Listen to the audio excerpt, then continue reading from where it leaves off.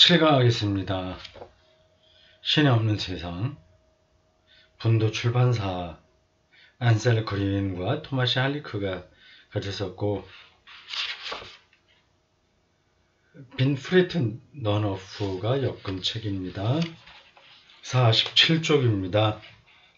소제목 신앙과 의심의 우정 어린 유대, 이렇게 되어 있습니다. 계속해서 지금 무신론을 우리가 배척하면 안 된다. 오히려 무신론을 통해서 하나님 신앙이 깊어지고, 또 이 할리크 표현에 따르면 그 공산주의의 그 무신론 이데올로기가 오히려 하나님 신앙으로 가게 되는 어떤 디딤돌이 되더라, 뭐 그런 얘기입니다. 이게 무신론으로부터 시작해서 나중에는 신비 쪽으로 이 책이 가고 있네요. 자, 소제목 신앙과 의심의 우정 어린 유대입니다. 그 다음에 휴가를 보낼 때 나는 성경 읽기에 몰두했다. 스스로 기독교의 진리를 찾은 사람이네요. 그런데 잘못 읽었다.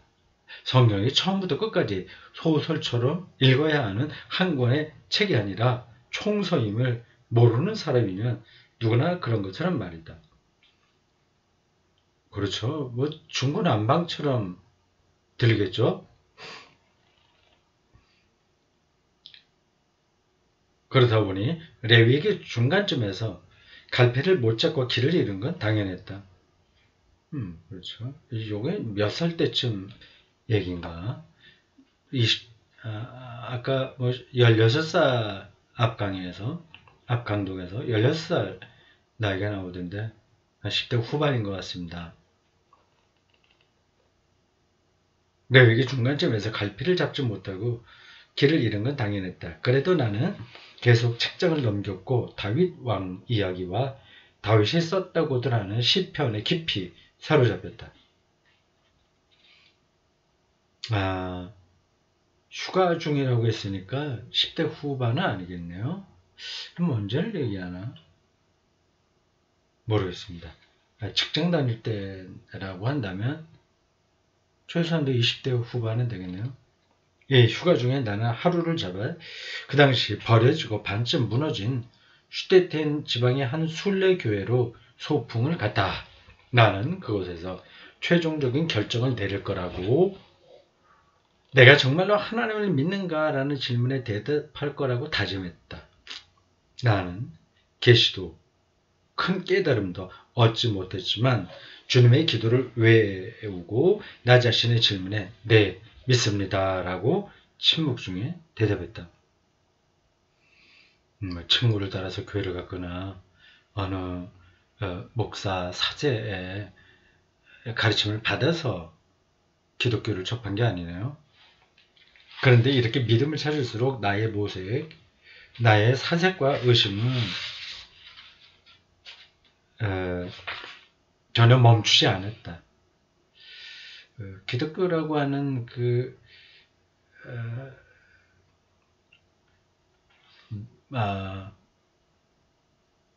길을 접어들긴 했는데 의심이 멈춰주지 않다는 거죠. 뭐 그거야 뭐 죽을 때까지 해결되겠습니까?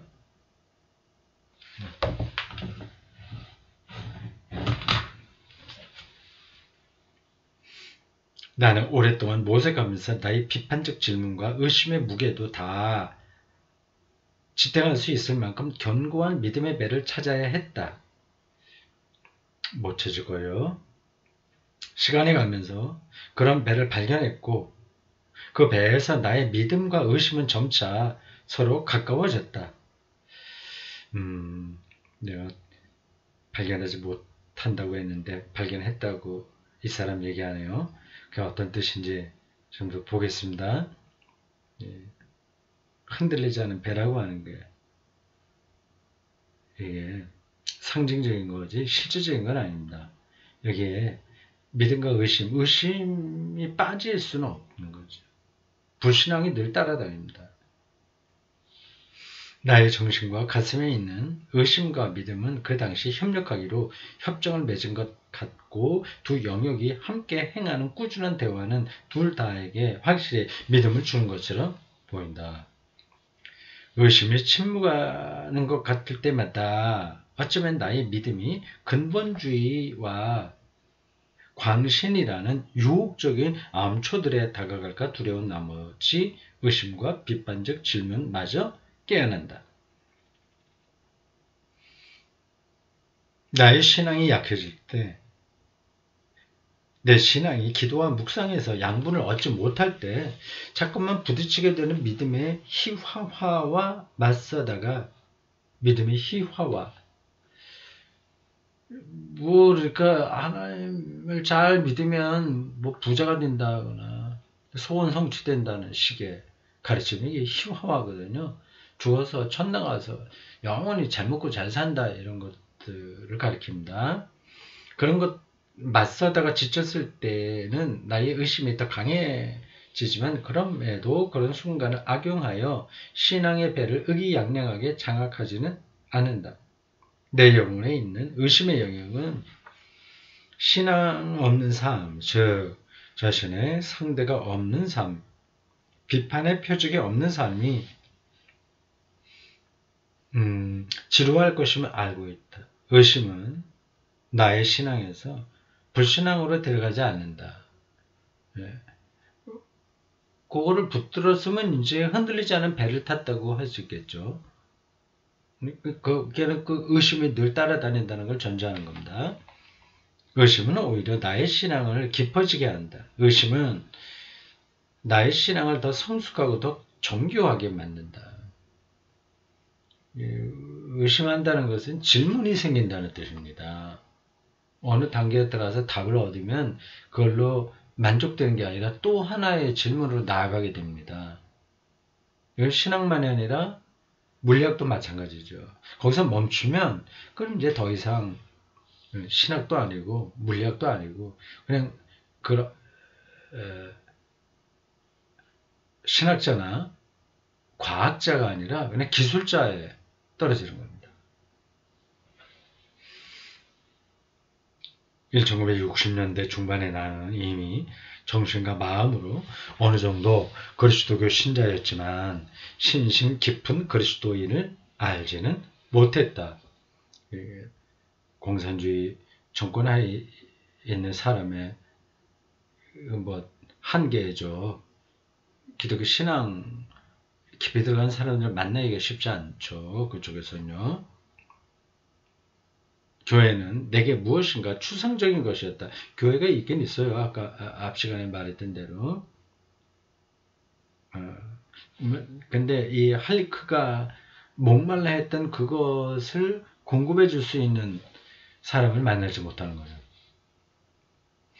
나는 교회의 과거, 즉 교회가 남긴 문화유산 연구에 매달렸다. 하지만 그리스도교 공동체들이 당시에 어떻게 살았는지 또 교회들에서 교회에 무슨 일이 일어났는지 그리고 제도 교회를 유지시켜 온 것이 바로 내 안에서 일어난 일과 어떻게 연관되는지에 대해서는 조금밖에 알아내지 못했다.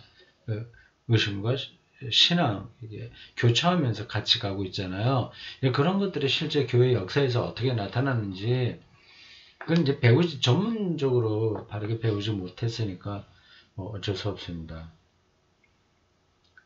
그 후에도 나는 개인적으로 지적 모험을 하다가 회심한 사람들을 곧장 만났다. 하지만 그들은 새로 발견한 자신들의 신앙을 조직화된 종교의 구조 안에 그들의 대체로 잘 알지도 못하는 교회 안에 집어넣고 싶은 마음이 없었다.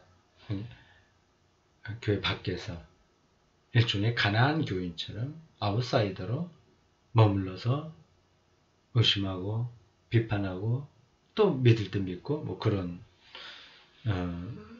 사람들이죠. 공산주의 치하에서 교회는 세상의 관심에서 완전히 밀려나는데 체코슬로바키아의 경우 그 정도가 이웃나라보다 훨씬 심했다.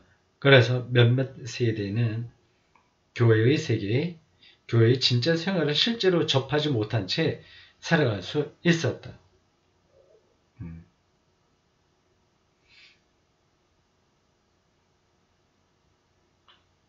보헤미아 지역은 보헤미아 지역이 어딘가 말은 많이 들었는데 어쨌든 체코슬로바키아 어느 지역을 가리키는데 그 보헤미아 문화 전통을 가진 지역으로 보여요. 보헤미아 문화 전통이 뭔지 제가 정확하게 알지를 못합니다. 뭐 음악, 미술, 문학 이런 데도 상당한 영향을 끼친 그런 문화로 어떤 민속, 토속, 민속, 유럽의 한 부분에서 역할을 했던 것으로 보입니다. 보헤미아 지역은 복잡한 종교사와 민족주의의 반종교적 특성 때문에 양자 대전 사이에 1, 2차 세계대전 이미 상당히 세속화되었다. 이 지역 국가들은 스탈린주의 전략가들의 눈에 온갖 종교를 완전히 없애는 실험, 즉 신이 없는 도시의 건설에 적합한 지역인 것처럼 보였다. 생산수단의 몰수와 계급 없는 사회의 창설과 함께 종교가 자동적으로 사멸할 거라는 마르크스의 예언이 실현되지 않자 공산주의 정권은 자기의 재량대로 할 수 있는 모든 수단을 동원하여 즉 억압과 검열을 통해 종교의 사멸에 박차를 가하기로 결정했다. 그러나 한 가지 사안에서 공산주의자들의 계산이 어긋났는데 체코 사람들의 의뢰, 박해받는 사람들에게 공감했다는 점입니다.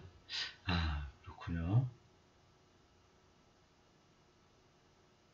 기독교인들의 박해를 받으니까 체코 사람들이 거기에 온정적으로 대하더라. 그건 이제 공산주의자들이 생각하지 못했던 현상인 거죠. 그런데 1950년대에 이르러 스탈린 치하의 교화소와 강제 노동 수용소에서 북한에는 아직까지 이러한 조직이 있겠죠. 예기치 않게 일치된 교회가 생겨났다. 수감된 사제들과 가톨릭 지식인들이 다른 죄수들 속에서 대단한 도덕적 권위를 보여주었고 다른 종파의 그리스도인들과 세속적 인문주의 대표자들이 그곳에서 가까워진 것이다.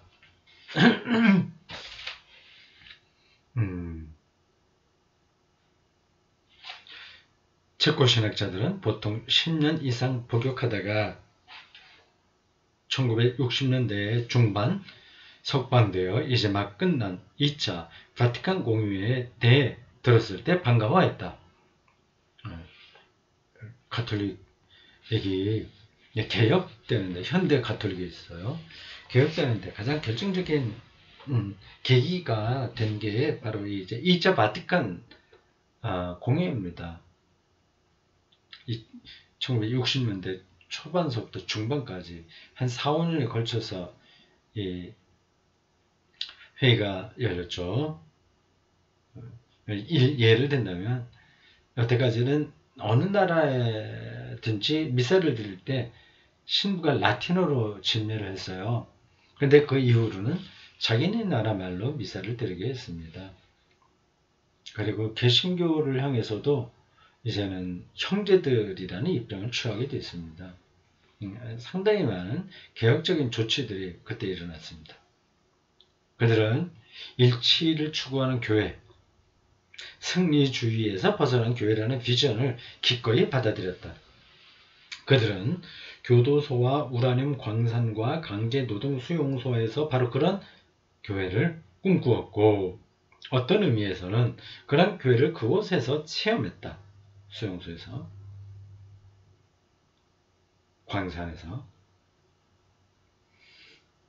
1968년 프라하의 봄에 잠깐 맛본 느슨했던 국면이 진압된 후 1970년대와 1980년대의 정상화 체제, 이게 뭐죠? 정상화 체제. 옮긴 이가 줄을 달았습니다. 노르말리자치온 네 기메스. 서기장 구스타프 후사크가 프라하의 봄 이후 이탈된 사회 분위기를 정상화하는 명목으로 실시한 숙청사업. 숙청사업이에요.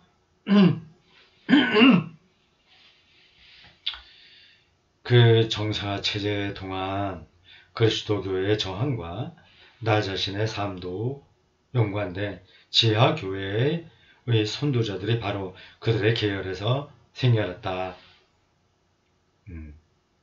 정상화 체계 숙청이니까 상당한 기독교인들이 지하교회로 숨어들었군요. 지금 북한에도 지하교회가 있을까요? 근데 너무 오랫동안 단절돼서 없을 것 같습니다. 공인된 교회가 몇 개 있긴 있는데 어떨지 모르겠습니다. 그 다음 소제목, 소박한 모습의 교회. 지금 이 할리크가 쓰는 이야기는 옛날입니다. 70년대, 80년대니까 제가 신학대학 다닐 때군요. 아직 1900, 지금 2020년이에요. 참 세월이 대단하게 빠르게 지납니다.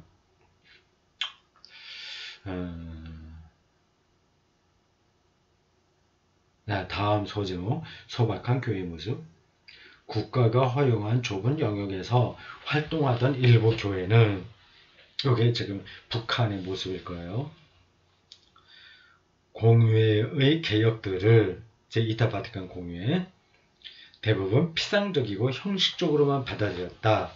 국가의 통제를 받는 사제들은 공회의 조언자들과 공회의 문헌들의 작성자들, 또한 그 문헌들의 영감을 준 장본인들인 20세기 중요한 신학자들, 예를 들자면 칼 라너, 유명한 분, 가톨릭의 대표적인 조직신학자, 요제프 라칭어,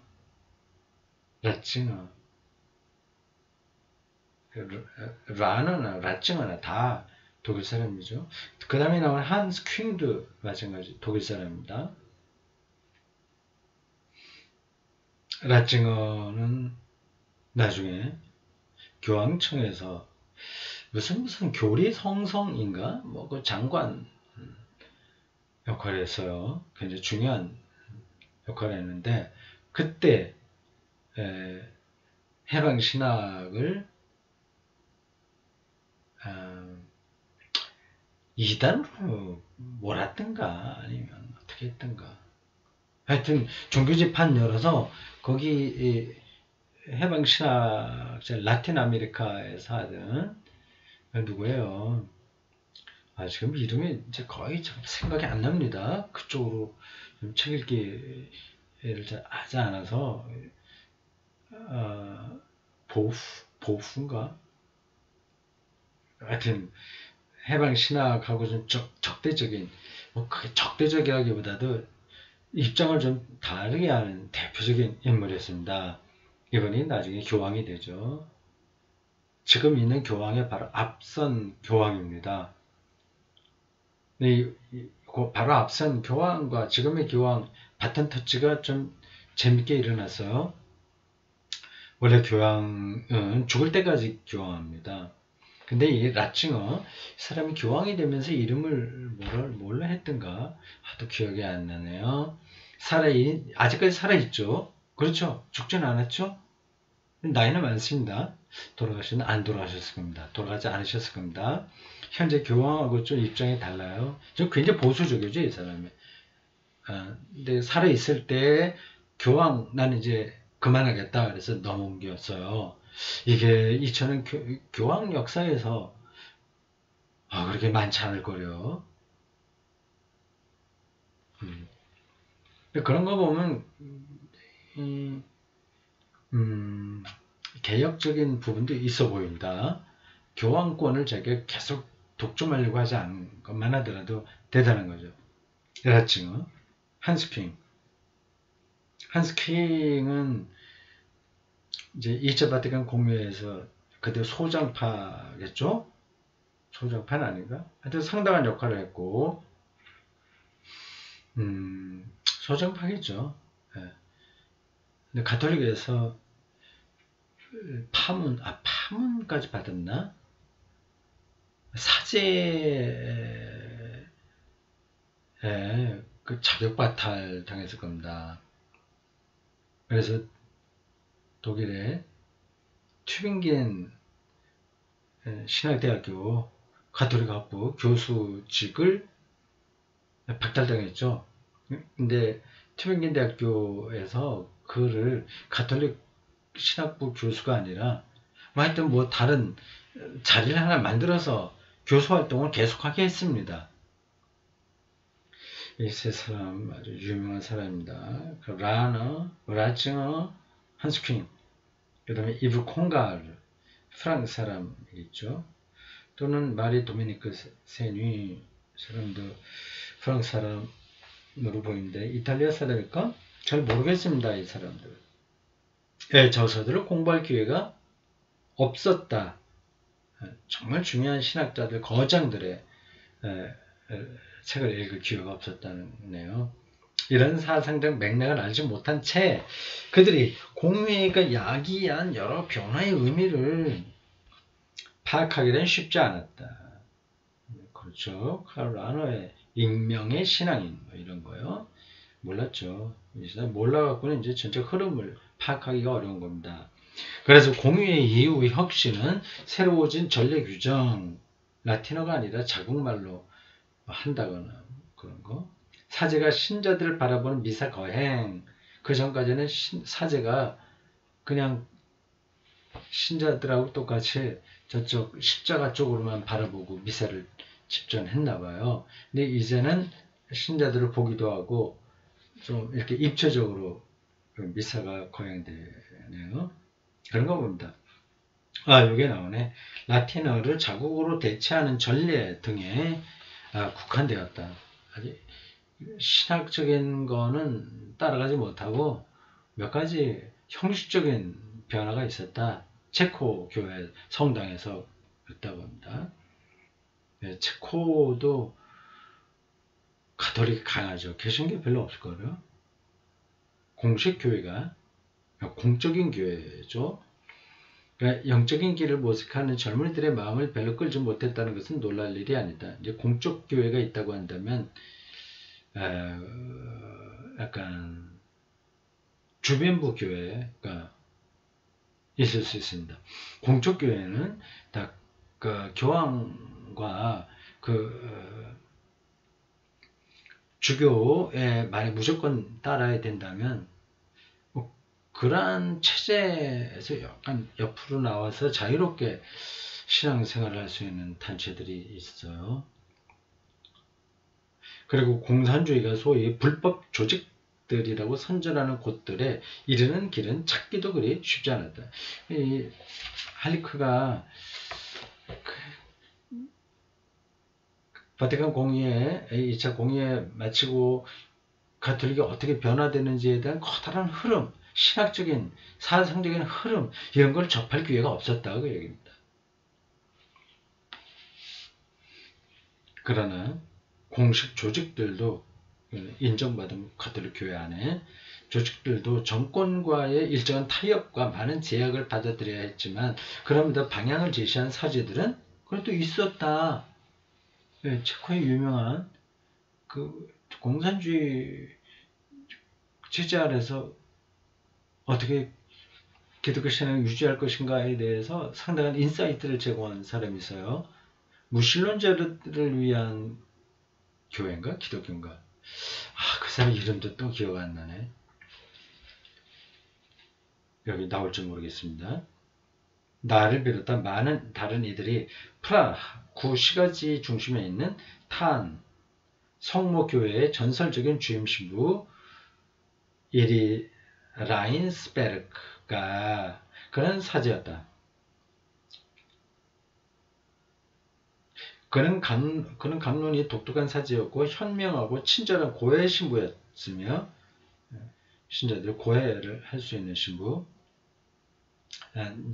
모든 신부가 그런 그 권한이 있는 게 아니었겠죠. 특히 수많은 일화를 훌륭하게 풀어내는 이야기꾼이었다. 그는 나에게 교회의 인간적 면모를 보여줬고 형식주의에 떨어지지 않았다는 거죠. 인간적 면모를 보여줬다는 것은 그 자신이 어렸을 때 프라하에 있는 베네딕토의 엠마우스 수도원에서 알게 된 전례의 세계로 안내했으며 수도원에서 있었던 전례, 그 예배라는 뜻입니다. 그 수도원 예배를 좀 접목시켰나 봐요. 내게 성사, 특히 성체 성사를 할 수 있는 길을 열어주었다. 그래서 동조자였던 나는 실천적 가톨릭이 되었다. 이게 무슨 뜻이에요? 동조자. 가톨릭에 대해서 그 호의적으로 생각하고 있었던 정도였는데 동조하는 거였었는데 이제는 명실상부하게 성체에도 참여할 정도로 철저한 실천적인 마음만 가진 게 아니라 실제 행동도 가는 가톨릭 신자가 되었다. 그 뜻입니다.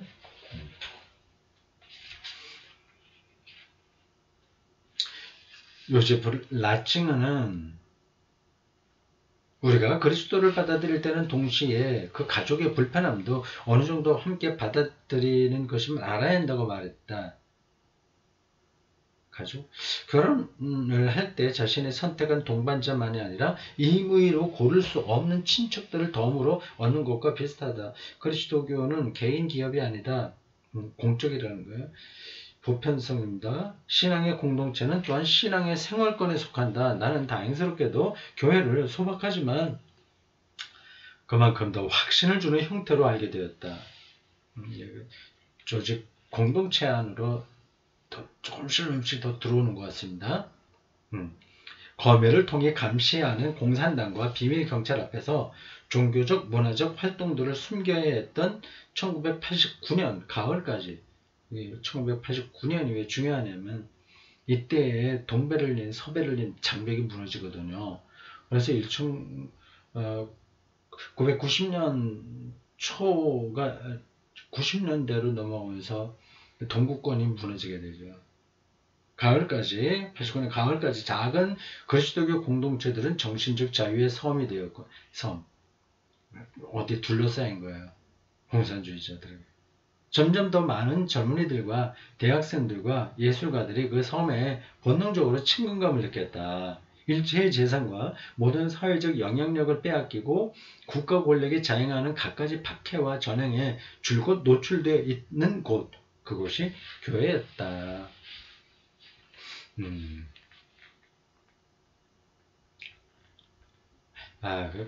동구권 공산주의 체제에 있어 동구권의 상황이 어떤지가 실감있게 전달된다.